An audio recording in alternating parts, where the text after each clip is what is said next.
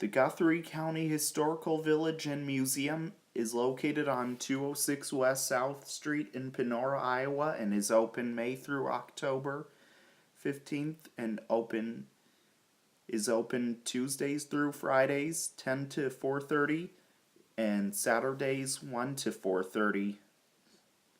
Also, the museum features 12 buildings, numerous exhibits, and thousands of artifacts that explore the history of Guthrie County from 1850 to the early 20th century, which it includes an 1851 log house,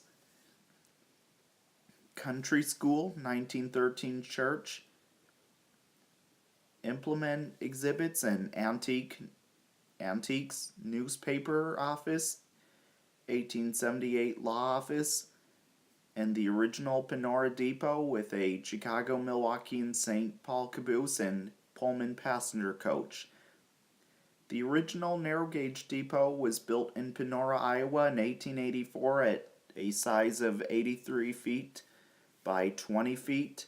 The original narrow gauge depot was owned by Frederick M. Hubble of Des Moines, Iowa, and ran under the name of Des Moines and Northwestern Railroad. It was the longest stretch of narrow gauge line in the state of Iowa, which would run from Des Moines through Panora to Fonda, Iowa. Later, the railroad became part of the Chicago, Milwaukee, and St. Paul Railroad, and also the locals called this branch the cheapest, meanest, and slowest to pay promote. The route of the old track is now the Raccoon River Valley Recreational Trail. The structure sat in the north end of town and was destroyed prior to 1902. This one was built in 1906 and its size was 54 feet by 20 feet and also included covered area with columns and was used for the Chicago, Milwaukee, and St. Paul Railroad for passenger service many years ago, and it was also used in Panora, Iowa by the railroad tracks, and it is also where people would board a train going somewhere or arriving on a train coming from somewhere as well.